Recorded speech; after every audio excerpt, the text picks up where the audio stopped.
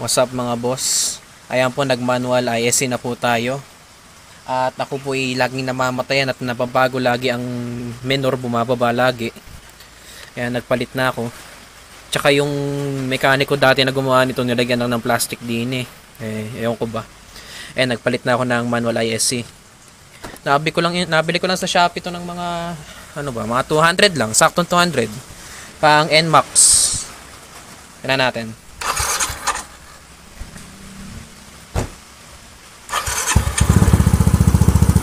Yan po, gumagana na po.